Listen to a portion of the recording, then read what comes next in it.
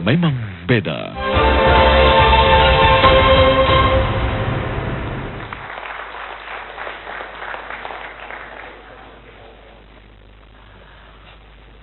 Pemirsa, kita lanjutkan diskusi kita sekarang, Pak Tito Karnavian. Saya kira udah komisaris besar tadi. Ternyata masih Irjen. Baik. Assalamualaikum warahmatullahi wabarakatuh. Waalaikumsalam. Terima kasih Pak Karni. Saya mungkin hanya ingin menyampaikan di sini satu fenomena yang terjadi, yaitu opini publik. Opini publik di sini seolah-olah ada mengatakan bahwa instansi ini pasti benar dan instansi yang ini pasti salah. Nah ini saya kira ini cara berpikir yang perlu kita koreksi bersama. Cara berpikir dalam bahasa metodologi namanya berpikir kongruen, analogi, menganalogikan. Ini mungkin salah satu yang bisa menjadi pertimbangan bagi kita semua. Kebetulan saya pernah menjadi penyidik. Sekali lagi mungkin tanpa bermaksud untuk menggurui semua pihak. Tapi saya yakin para pemirsa mungkin perlu ada yang paham mengenai cara bekerja penyidik. Jadi saya sudah cukup mungkin 20 tahun lebih saya penyidik dan banyak senior saya yang lebih dari itu, termasuk rekan-rekan yang ada di KPK juga. Penyidik dalam mengambil keputusan itu selalu melibatkan faktor objektif dan subjektif. Penyidik memiliki kewenangan yang sangat besar. Menangkap orang, menahan orang, menggeledah, menyita, termasuk menetapkan orang sebagai tersangka. Implikasinya sangat luas sekali. Sekali kita sudah menangkap orang, label akan muncul bahwa dia adalah pelaku kejahatan atau tersangka apapun juga. Termasuk menetapkan seorang sebagai tersangka. Meskipun belum mungkin tangkap nahan, mungkin belum. Tapi implikasinya bukan implikasi hukum saja. Implikasi psikologis bagi yang bersangkutan. Implikasi sosiologis, sanksi sosial, moral sudah terjadi. Kemudian sanksi mungkin politis. Kalau seandainya berhubungan dengan jabatan politis atau posisi politis. Bahkan sanksi ekonomis. Kalau seandainya dianggap ini adalah orang yang tidak bagus, kemudian mau kontrak, tidak jadi dan lain-lain. Implikasi sangat luas. Nah oleh karena itu, penyidik problemnya dihadapkan pada posisi dia tidak hanya mengambil keputusan, terutama upaya paksa, tindakan hukum, termasuk penetapan tersangka, itu selalu dipengaruhi oleh faktor dua ini. Objektifnya berupa materi, apakah materinya misalnya penangkapan atau penetapan tersangka, apakah dua alat bukti sudah mencukupi. Nah dua alat bukti untuk mencukupi ini, interpretasi antara satu penyidik dengan penyidik lain, ahli hukum yang satu dengan hukum yang lain seringkali berbeda. Seringkali. Kemudian yang kedua adalah faktor formal. Jadi material, isinya, alat buktinya. Yang kedua adalah faktor formal. Yaitu bagaimana proses untuk menetapkan sebagai tersangka itu dari segi administrasi atau aturan hukum. Nah yang ketiga yang menarik. Ini yang menarik. Yaitu ada faktor subjektif. Ini sudah menjadi tesis Pak. Di tesis yang sudah ditulis oleh seorang senior saya. Waktu di PT IKA. Yaitu Irjen Bekto Subrapto. Itu Kapolda Papua, kemudian juga pernah jadi Kadis Anti Teror. Saya ingat betul, tesisnya adalah mengenai keputusan penyidik untuk melakukan penahanan. Faktor-faktor mempengaruhi keputusan penyidik untuk melakukan penahanan. Ternyata yang ditemukan adalah faktor subjektif. Subjektif itu sangat berbanyak sekali variasinya. Mulai dari mungkin kepentingan pribadi, kemudian konteks saat itu, dia mungkin pada waktu nangkap, ini kemudian dipukul, sehingga akhirnya emosinya keluar, tahan. Demikian mudah. Nah sama, jadi faktor subjektif ini sangat berpengaruh. Oleh karena itu, tidak menutup kemungkinan penyidik dalam mengambil tindakan dapat saja dia mengutamakan faktor subjektif, mengalahkan faktor objektif. Ini bisa terjadi. Nah ingin saya sampaikan di sini adalah bahwa kemungkinan tersebut bisa terjadi dan bisa mengalahkan logika-logika. Sehingga saya sangat kami mungkin kurang sependapat tadi kalau dengan Ibu Ratna menyampaikan bahwa secara nalar setiap orang yang sudah ditetapkan tersangka oleh katakanlah instansi KPK pasti ada alat buktinya. Itu cara berpikir kongruen Pak. Cara berpikir analogi. Dalam investigasi, dalam proses hukum, saya kira tidak boleh kita berpikir analogi. Bahwa setiap angsa pasti warnanya putih. Karena ada angsa nanti ketemunya hitam. Kita harus berpikir dalam istilah metodologi adalah proses tracing. yaitu melihat case-nya, melihat alat buktinya, melihat prosesnya. Apakah sudah memenuhi proses itu? Jadi jangan berpikir analogi. Kalau berpikir analogi, semua orang yang ditetapkan tersangka cukup alat buktinya, maka semua akan jadi tersangka, itulah langsung dicap dan label. Itu akan sangat berbahaya sekali, Pak, menyangkut hak asasi manusia. Nah, yang ingin saya sampaikan juga di sini adalah karena kewenangan sangat luas ini dan sangat dipengaruhi oleh faktor subjektif dan faktor objektif, maka kontrol menjadi penting. Pengendalian menjadi sangat penting. Pengendalian kewenangan itu menjadi sangat penting. Nah, kalau kita melihat dalam di kepolisian, pengendalian ini sangat kuat, Pak. Di tingkat Bareskrim, tingkat penyidik, itu ada namanya gelar perkara internal. Naik ke atas lagi ada namanya Biro Wasidik. Biro Wasidik ini pengawasan penyidikan. Ini tahun 2010 baru mulai muncul, dan itu ketua tim yang untuk membuat organisasi ini sebetulnya diantaranya lah ketuanya lah Bapak Budi Gunawan ini. Jadi ada Biro Wasidik. Kemudian berikutnya lagi naik ke atas ada gelar perkara antar fungsi, Pak, bukan hanya Bareskrim. Kalau dianggap Bareskrim nanti akan subjektif, maka ada gelar perkara Irwasum, kemudian Kadifkum, macam-macam banyak sekali, Pak. Dan di situ akan terjadi perdebatan. Di luar internal Polri masih ada lagi mekanisme kontrol yang lain, yaitu misalnya pra peradilan. Kemudian mekanisme kontrol yang lain karena polisi diuntungkan, polisi dan jaksa tidak gabung, Pak. Memang di satu sisi teman-teman di KPK kita perlu, mungkin dianggap perlu untuk kewenangan penyidikan penuntutan jadi satu, karena memang agar mekanisme cepat dan kemudian lebih fleksibel. Tapi di satu sisi yang lain, mekanisme kontrol antara penyidik dan penuntut umum di KPK menjadi hilang. Di polisi itu ada. Setiap berkas yang kita kirim bisa bolak-balik, Pak. Karena ada mekanisme kontrol dari penuntut umum yang dia berbeda dengan terpisah dengan kepolisian. Nah, mekanisme kontrol di kepolisian ini sangat banyak, termasuk Komnas HAM. Teman-teman yang kemarin mungkin menangani kasus Pak Dewi dipanggil oleh Komnas HAM dan hadir dan dijelaskan. Dan tadi Pak Pega sudah menjelaskan, sudah mengetahui dasar-dasarnya tapi tidak mau menyampaikan beliau karena tidak harus untuk disampaikan di publik. Tapi beliau memahami sebagai yang punya wewenang. Jadi mekanisme kontrol di kepolisian sangat banyak sekali, Pak. Termasuk pra peradilan. Kalau mungkin ada pihak-pihak yang berkeberatan, langsung bisa laksanakan dengan cara-cara peradilan itu. Nah, ini kami kira ini yang pertama. Yang kedua, Pak, saya agak sedikit khawatir, Pak, dengan fenomena yang terjadi saat ini. Yaitu fenomena bahwa satu instansi dianggap semuanya pasti benar. Saya mengalami fenomena itu, yaitu di penanganan kasus terorisme. Pada saat terjadi kasus bom Bali, korban 202.000 orang meledak, kemudian kasus Ritz-Carlton, kedutaan besar Australia, Marriott, dan lain-lain, kemarahan publik terjadi. Ada namanya public anger, Pak, kepada pelaku kejahatan itu. Dan memberikan dorongan yang sangat tinggi kepada negara untuk mengungkap. Saya kebetulan terlibat dari awal, dari tahun 99, hampir semua kasus-kasus bom terlibat dalam tim Densus 88 dan tim Satgas Bom, sampai dengan yang terakhir di Aceh, dan kemudian bom bunuh diri Cirebon. Saya menikmati itu, Pak. Begitu kita mengungkap semua perkara, kasus terorisme, terungkap, dukungan publik luar biasa tinggi. Begitu dukungan publik luar biasa tinggi, apapun yang kami lakukan oleh Densus 88, oleh Satgas Bom Polri, dianggap benar, Pak. Semua di backup. Kepercayaan publik, mungkin kepercayaan publik kepada Polri katakanlah kurang, tapi kepercayaan publik kepada penanganan terorisme tinggi sekali. Nah, oleh karena itu, kami lihat berbahaya. Kenapa anggota kami bukan berarti tidak salah, sering juga salah. Menangkap ternyata orangnya yang kebetulan sama-sama teroris ditangkap, dibawa juga. 24 jam baru dilepaskan. Setelah diperiksa, ternyata dia bukan terorisme tapi dia kebetulan bersama-sama. Tapi label dia di kampungnya, dia dianggap sebagai teroris sudah. Padahal dia mungkin nggak salah. Kita udah jelaskan kepada RT-nya, keluarganya, minta maaf. Tapi sudah terlanjur, dia sudah pernah ditangkap Densus dulu itu. Itu pasti teroris. Label itu terjadi.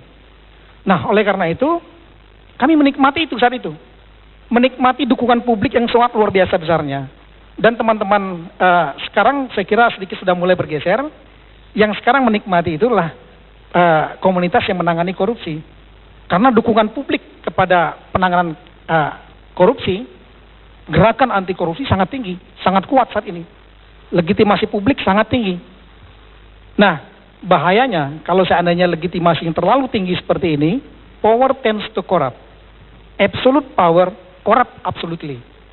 Kewenangan yang sangat besar, dukungan termasuk legitimasi sosial yang sangat besar, itu cenderung menyimpang.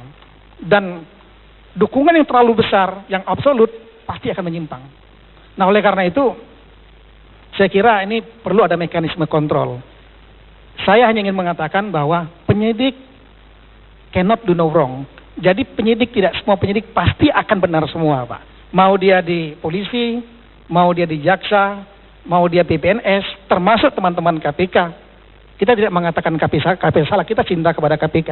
Kita ingin KPK tentunya bersih, dan KPK betul-betul bisa menjadi tulang punggung untuk penanganan korupsi. Tapi kita juga jangan berpikir bahwa pasti benar semua. Belum tentu. Bisa saja terjadi kesalahan itu karena faktor subjektif, dan bisa juga karena legitimasi publik yang sedemikian besar, sehingga membuat orang, opini publik, sehingga akhirnya nalar menjadi hilang. Saya kira demikian, Pak. Opini publik. Opini publik. Saya kira demikian, Pak. Makasih, Pak. Makanya minggu lalu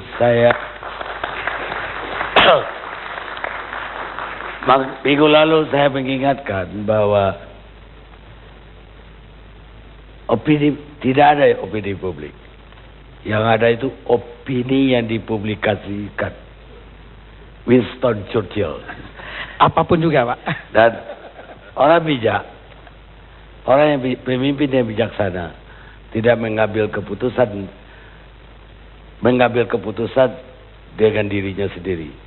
Pemimpin yang bodoh akan mengambil keputusan dengan dasar opini publik. Rice Grandland. Pak Muzakir. Saya langsung, Pak Garni. Ya. Oh, iya. Tapi jangan diulang lagi yang minggu lalu. Iya. Supaya pendek. Siap. Saya senang sekali tadi analisis, saya setuju sekali dari analisis yang Pak Tito sampaikan. Saya juga pernah membuat analisis yang sama mengenai kebijakan KPK. KPK jilid pertama atau pada periode pertama, saya kira sangat bagus sekali. Yang kemarin sudah disampaikan. Pada saat itu masuklah KPK kedua dan kemudian masuk KPK ketiga. Ada hal yang menarik pada saat itu, tolak tarik pemikiran mengenai kedudukan wewenang KPK yang ketiga, yakni melakukan penyidikan dan penuntutan. Ini menjadi primum atau menjadi ultimum remedium, ya, atau primum remedium atau ultimum remedium. Kalau saya melihat historis dari wewenang-wewenang yang ada di dalam kajian saya pada saat periode pertama, saya katakan wewenang KPK melakukan penyidikan dan penuntutan adalah ultimum remedium. Saya bertahan dengan pendapat ini sejak tahun 2004, ya. Saya bertahan pendapat ini karena apa? Karena KPK ini pada saat itu menonjolkan adalah koordinasi supervisi hubungannya dengan instrumen penegakan hukum yang lain. Dan baru kemudian jika dalam proses penegakan hukum dan juga mungkin ada penegak hukum yang tidak berani untuk memeriksa perkara-perkara yang pelakunya diduga adalah pejabat publik yang kira-kira penyidik KPK itu, penyidik polisi itu sungkan atau jaksa itu sungkan karena mungkin ada relasi mereka sendiri begitu, barulah itu diambil oleh KPK melakukan penyelidikan, penuntutan dan melakukan penyelidikan dan penuntutan. Di sini mulai teman-teman pendukung LSM yang pendukung KPK, dia meminta agar supaya KPK menggunakan wewenang penyelidikan itu sebagai premium remedium. Saya menolak pada saat itu, mungkin saya sendiri yang menolak, ya. Dengan diskusi publik, saya menolak itu. Tetap aja dia ultimum remedium dengan catatan kewajiban KPK adalah memberdayakan aparat penegak hukum, kepolisian dan kejaksaan untuk survive dalam melakukan pemberantasan tindak pidana korupsi, karena dua lembaga inilah yang menjangkau sampai pelosok tanah air. Tapi pada saat itu opini saya kurang kuat, barangkali tidak didukung oleh pimpinan lembaga. Akhirnya berubahlah. KPK menggunakan wewenangnya penyidikan dan penuntutan ini menjadi primum remedium. Dalam waktu 1 bulan lahirlah perkara beludak di KPK. Dan mungkin sekarang sudah puluhan ribu perkara ini. Nah, yang menjadi pertanyaan, resiko apa yang terjadi pengambilan keputusan ini? Saya sudah prediksi.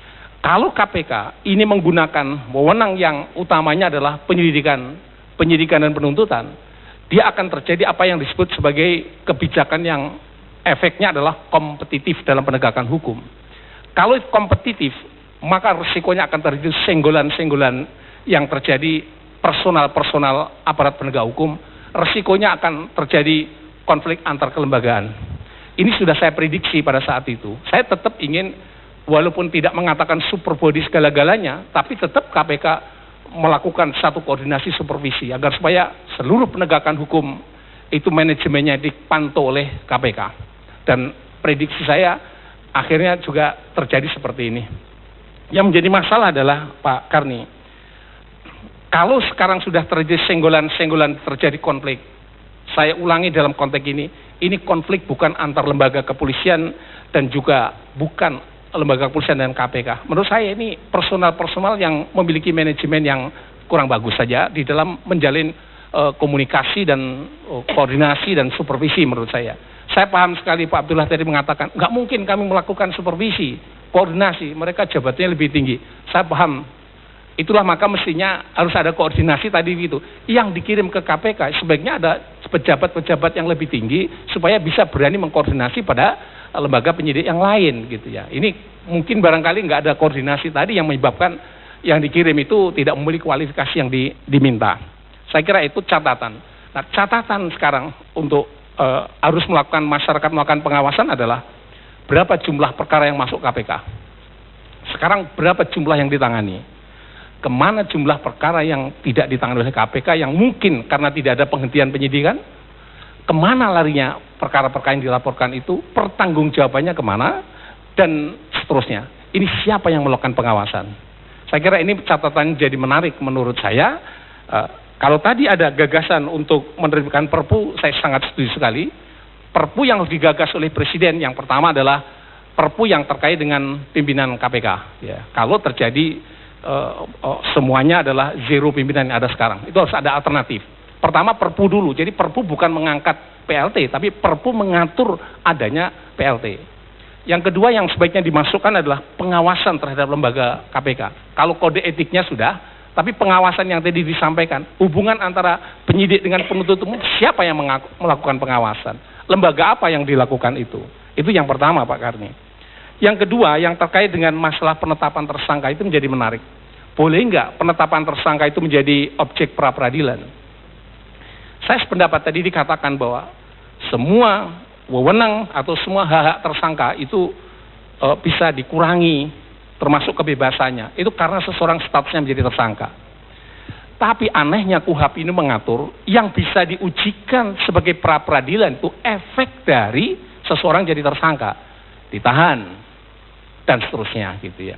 Tetapi justru hal yang primer yang menyangkut hak asasi manusia, justru penetapan seorang tersangka itu tidak masuk dalam KUHP. Saya berpendapat begini Pak Karni. Sekarang kan ada satu perubahan konstitusi Undang-Undang Dasar 45 yang terkait dengan perubahan terhadap penghargaan hak asasi manusia, pasal 28A sampai 28I, kalau ditambah ya J gitu ya.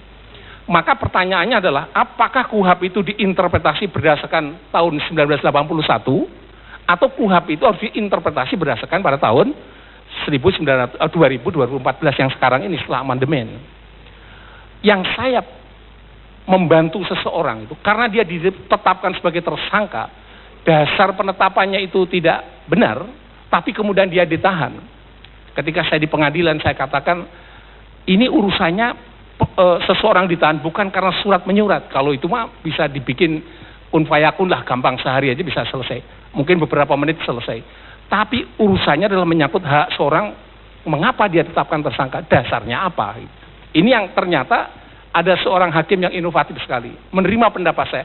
Boleh nggak Pak Mujagir menguji materi? Boleh menurut saya. Justru penetapan tersangka ini adalah segala-galanya hak terampas di situ atau paling tidak dikurangi.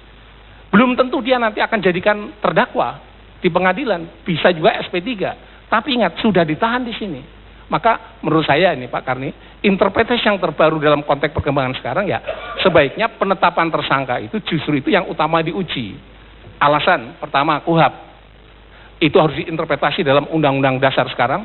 Yang kedua, RUU KUHP itu sudah mengatur sekarang ini bahwa penetapan tersangka itu harus izin hakim dan bisa diuji. Nah, ini menjadi menarik perhatian saya untuk interpretasi Ya, di kalau masa yang kita akan kan datang. tinggal ngelahirkan undang-undang itu, juga perpu-perpu tadi itu, saya kira lewat undang-undang. Persis, Pak. Jadi mungkin kalau Kecuali penetapan hakim-hakim yang baru, kalau yang sekarang benar, Pak. Yang satunya lagi yang masalah penahanan, saya kira harus tuntas semuanya, saya ingin menyampaikan. Selama ini penetapan tersangka itu harus hasil penyidikan, Pak. Tidak boleh penyelidikan. Dan penetapan tersangka itu adalah terakhir setelah semua unsur-unsur itu dipenuhi atau terbukti pemenuhan unsur-unsur, baru yang terakhir siapa yang bertanggung jawab. Jangan diurutkan berdasarkan unsur-unsur. Barang siapa, maka ada orang dulu, baru unsur berikutnya. Ini saya kira jangan dibalik ini. Saya menghargai dari penyidik dari kepolisian, saya kira sudah melakukan seperti itu. Jadi kalau saya diminta ahli, sebentar dulu, unsur-unsurnya terpenuhi dulu, baru kemudian siapanya. Dan yang masalah penahanan nih Pak Karni, Saya ini kira juga sama. sudah cukup, Pak. Satu kata aja Pak, satu Apa? kalimat yang singkat. Penahanan hanya digunakan untuk kepentingan lembaga penegak hukum yang bersangkutan. Penyidikan hanya untuk kepentingan penyidikan, penuntutan hanya untuk kepentingan penuntutan, dan hakim hanya untuk kepentingan pengadilan. Jangan sampai perkara sudah tuntas, sudah P21 baru ditahan. Itu sudah salah. Ya. Jadi mestinya ditahan awal, jika perlu setelah penyidikan sudah selesai, dibebaskan juga nggak apa-apa. Tapi jangan dibalik, perkara sudah mau komplit baru ditahan. Ingat Pak Karni, penahanan ini membuat hakim tidak punya, sebut saja mempengaruhi hakim dalam independensi hakim Saya atau kira kemerdekaan hal hakim. penahanan itu di KUHP aja kita selesaiin, Pak. Karena apa semua orang yang disangka harus ditahan. Kita rehat sejenak.